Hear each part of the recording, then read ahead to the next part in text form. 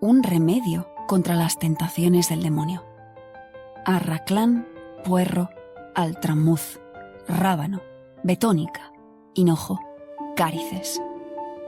Bendice todas las hierbas, ponlas en un poco de cerveza y agua bendita y deja la bebida en el cuarto del enfermo, y que antes de beberla, el enfermo cante 3 veces sobre el remedio Deus, in nomine tuo salvem me fac.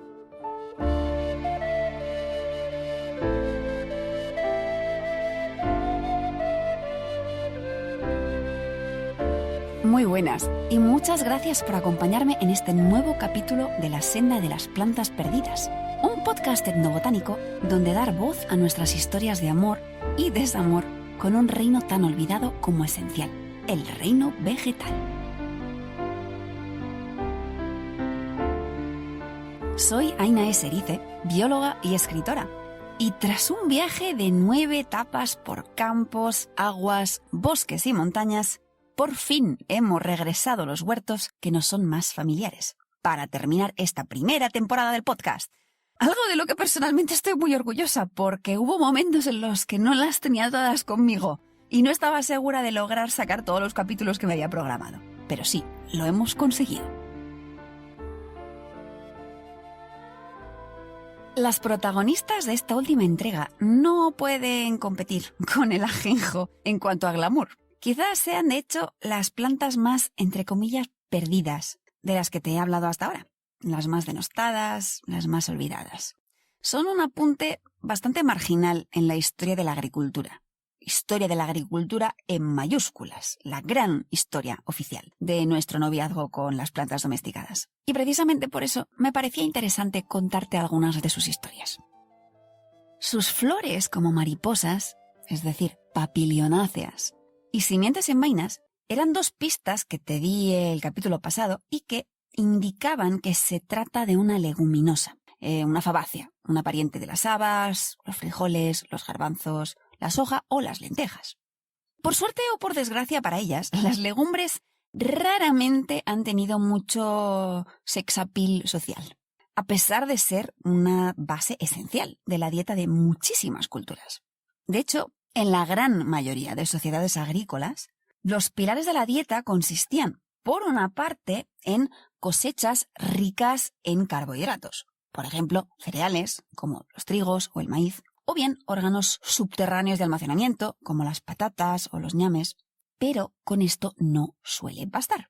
A su lado se colocan siempre o casi siempre legumbres, que tienen una cantidad y una calidad de proteínas muy interesante y que generalmente complementan los aportes nutricionales de, por ejemplo, los cereales. Lo que pasa es que en nuestra imaginación colectiva, los cereales se han llevado siempre el papel protagonista, son los Batman de la peli. Y en cambio, las legumbres tienen que conformarse con ser Robin y si les llega. Este papel de segundonas no es del todo casual. Y es que, en general, las legumbres sí consienten que nos las comamos, pero un poco a regañadientes. No son conquistas fáciles. Y aunque te las lleves al huerto, pueden tirarse siglos o incluso milenios, haciéndose las duras, echando mano de sus conocimientos pocimísticos, porque las legumbres saben sintetizar montones de compuestos que o son indigestos o son directamente tóxicos, y no renuncian a ellos, así como así. Yo creo que es un poco por eso que raramente llegan a ser los Batman de la peli. Provocar ventosidades y dolores de barriga es más de Sancho Panza. Y si encima eres amargo, como les pasa a las protagonistas de hoy, pues peor me lo pones. ¿De quién estoy hablando? Pues de un grupo de plantas que llevan a los lobos en su nombre científico, porque los romanos las llaman lupinus y se les quedó.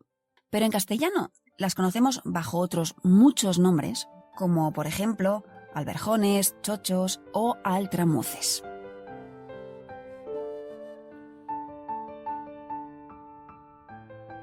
Existen más de 600 especies de lupinus distribuidas en varios continentes, pero las que nos hemos traído al huerto son sobre todo 4, 3 del área mediterránea y una de las regiones andinas. que domesticamos de forma independiente hace muchos, pero que muchos siglos. Estas 4 especies tienen un aspecto que a mí personalmente me parece muy elegante. Tienen las hojas compuestas, palmadas y unas varas de flores que son muy vistosas y preciosas de ver, algo que de hecho les ha dado trabajo como planta ornamental en algunos casos. El altramuz mediterráneo de mayor solera, aunque esto de la solera es relativo, es Lupinus albus, que, como su nombre indica, suele tener las flores blancas o bien azuladas. De hecho, su ancestro silvestre las tiene azules.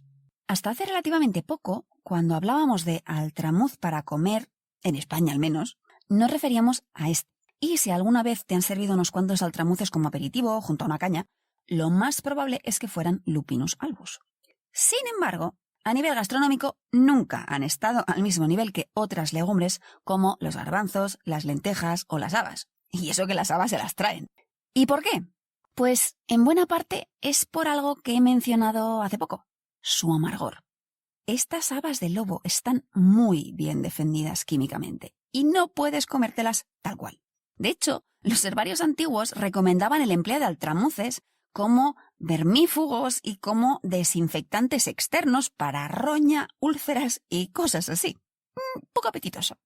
Por suerte, estos compuestos, que son alcaloides amargos, son solubles en agua, por lo que puedes detoxificar tus altramuces a base de baños. La forma tradicional de desvestirlos de amargura ha sido dejándolos en remojo en agua, a menudo agua salada, largo tiempo, para después cocerlos.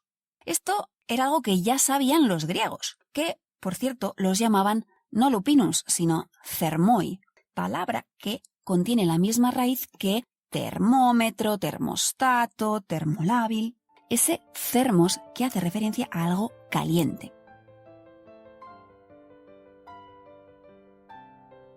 No fue hasta principios del siglo XX que la gente se tomó en serio la cuestión de los altramuces como objetivo de mejoras agrícolas. En general, una mejora agrícola se entiende como lo que es amargo deja de ser amargo.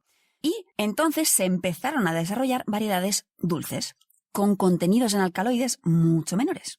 Y estas mejoras no solo las protagonizaron Lupinus albus, sino también algunos de sus hermanos, como el altramuz amarillo, Lupinus luteus, o el altramuz de hoja estrecha, Lupinus angustifolius, que, curiosamente, se cultiva sobre todo en Australia, donde no había altramuces antes de que los llevásemos allí, y donde ahora la producción es tan grande que exportan altramuz a ciertas zonas del Mediterráneo, de donde son originarios, como aperitivo.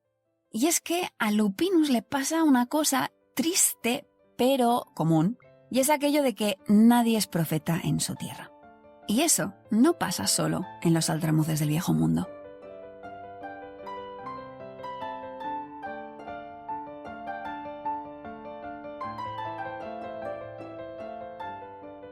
Las alturas andinas no son tierra para pusilánimes.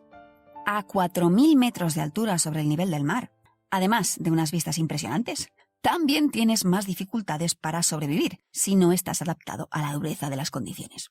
Viento, lluvia y extremos térmicos serán tu pan nuestro de cada día, que no será pan, porque pocos cereales se encuentran a gusto en estas condiciones. Las plantas que se domestican entre las culturas andinas son otras, y entre sus integrantes más famosas están las patatas o la quinoa, de fama más reciente. Sin embargo, junto a estas tenemos un grupo de especies que suelen apodarse los cultivos perdidos de los incas. Toda una serie de plantas que el tiempo y los devenires culturales han ido arrinconando más y más. Y entre estos cultivos perdidos está un altramuz, el tarwi o tauri, Lupinus mutabilis.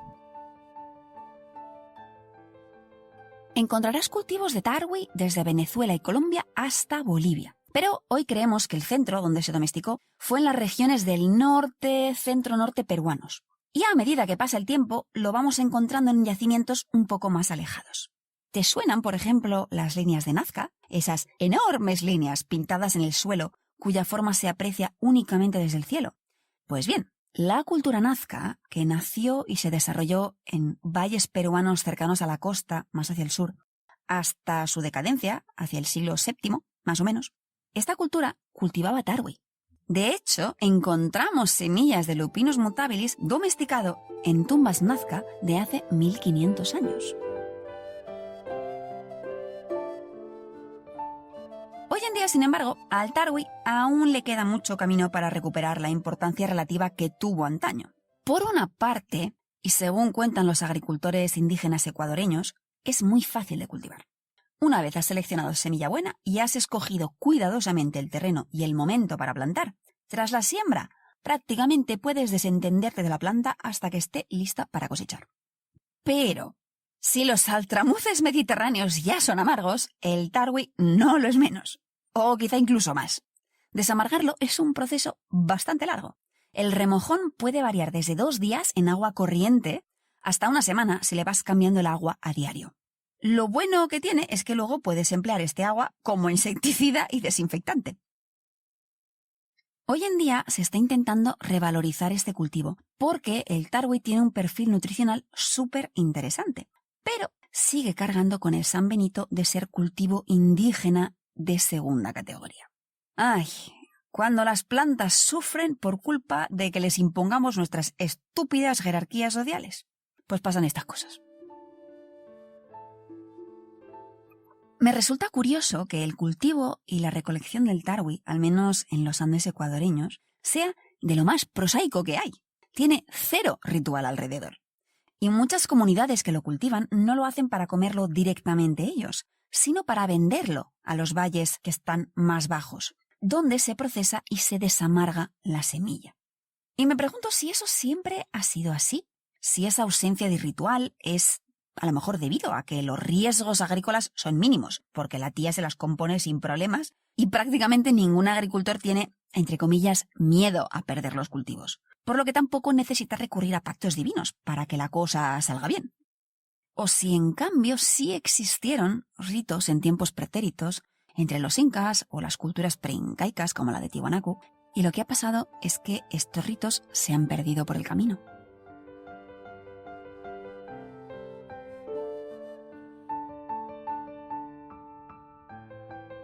Para la enfermedad élfica: toma betónica, hinojo, altramuz, la parte inferior de la belladona y musgo o líquen del signo bendito de Cristo e incienso, un puñado de cada. Ata todas las hierbas en un paño. Báñalo 3 veces en agua bendita. En la medicina de la Inglaterra alto medieval, los rituales curiosos sí estaban a la orden del día, como habrás podido comprobar escuchando nada más el principio de un remedio contra una enfermedad élfica, Elf Disease, que describe un manuscrito anglosajón del siglo IX, conocido como Leech Book. La medicina medieval anglosajona no tiene muy buena fama, habiéndose considerado durante mucho tiempo como un atajo de remedios aderezados con mucha superstición por encima. Sin embargo, en los últimos tiempos se está reconociendo la utilidad real de algunos de los remedios que proponía, incluyendo elementos que, de buenas a primeras, podríamos tachar como rituales supersticiosos. Si echas un vistazo al Leech Book, en primer lugar lo que verás será que hay montones de nombres de plantas más bien rarunos, porque son inglés antiguo. Y en segundo lugar, verás también que hay enfermedades un poco peculiares, como esta enfermedad élfica o las tentaciones del demonio que has escuchado al principio del capítulo, además de posesiones demoníacas, visitas nocturnas de elfos y goblins y demás. Hay unas cuantas que hoy en día podríamos meter dentro del saco de trastornos mentales, como por ejemplo la epilepsia. Y hace poco leía un artículo que contaba cómo, si miras con atención, el único ingrediente que tienen en común estos remedios es el altramuz, que sería Lupinus albus, el único que crecía en Inglaterra como introducido por aquellos tiempos.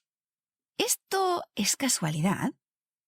Bueno, quizás sí, pero existen indicios muy tenues de momento, pero a verlos, haylos, que nos llevan a pensar que alguna relación real sí podría haber, por 2 motivos que sepamos a día de hoy. El primero es que se ha visto que ciertos alcaloides que sintetizan los altramuces tienen un efecto blandamente sedante sobre el sistema nervioso central. Es un efecto muy tenue comparado con la medicación para convulsiones que se emplea hoy en día. Pero, Oye, para un anglosajón del siglo X o IX, menos daría una piedra. La segunda cuestión es que los altramuces tienen contenidos muy elevados de manganeso, que es un elemento que parece estar relacionado con este trastorno de la epilepsia. Las personas aquejadas de epilepsia crónica presentan, por lo que se ve, bajos niveles de manganeso en sangre. Y sabemos que en ratas epilépticas, si aumentas estos niveles, la facilidad que tienen para caer presa de un ataque disminuye. De momento, no tenemos pruebas fehacientes de que comer altramuces tenga un efecto positivo sobre la epilepsia crónica. Que yo haya visto es una hipótesis de trabajo que nadie se ha molestado aún en demostrar o en refutar con pruebas clínicas serias. Pero me encanta imaginar que quizá sea cierto y que quizá ese remedio contra las tentaciones del demonio ayudaba realmente a sobrellevar una condición tan dura y tan difícil como la epilepsia hace más de 1000 años. Y si lo piensas, ¿quién sabe cuántos secretos más pueden estar escondidos en las vainas, las flores o las hojas de los altramuces, a los que tan poco caso hacemos? Por eso, y porque me caen bien también, si te tropiezas con ellos, te animo a que les hagas un poco más de caso y te animes a contar sus historias. Porque si no hablamos nosotros de los olvidados, ¿quién lo hará?